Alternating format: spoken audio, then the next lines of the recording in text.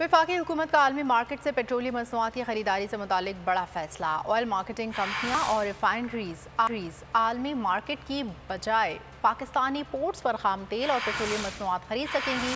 वज़ीर आज़म ने custom बाउंडवेयर house policy की समरी की मंजूरी दे दी। नई पॉलिसी से पेट्रोलियम मसनूआत की दरामद पर बैंक चार्जेस और दीगर अखराजात ख़त्म हो जाएंगे। रिफाइनरीज और ऑयल मार्केट कंपनीज़ को आलमी मार्केट के मुकाबले में सस्ते दाम पर तेल मिल सकेगा। ज़र मुबादला के ज़खायर पर दबाव में कमी होगी। मुल्की करेंसी में भी पेट्रोलियम मसनूआत खरीदी जा सकेंगी।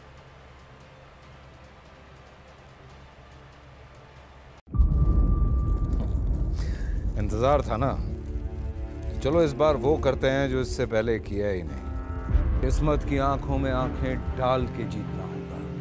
सब में है शेर जैसी राह, जर्रा जर्रा भी हर कंटेस्टेंट को लगेगा पहाड़। लड़खड़ाना नहीं है, खोल दो अपने पंख अगर आसमान छूना है। अबे लग रहा है ये सब पहले भी कहीं सुना है। एंटरटेनमेंट की गारंटी जनाब, क्योंकि यहाँ खेलोगे कूदोगे तो बनोगे नवाब।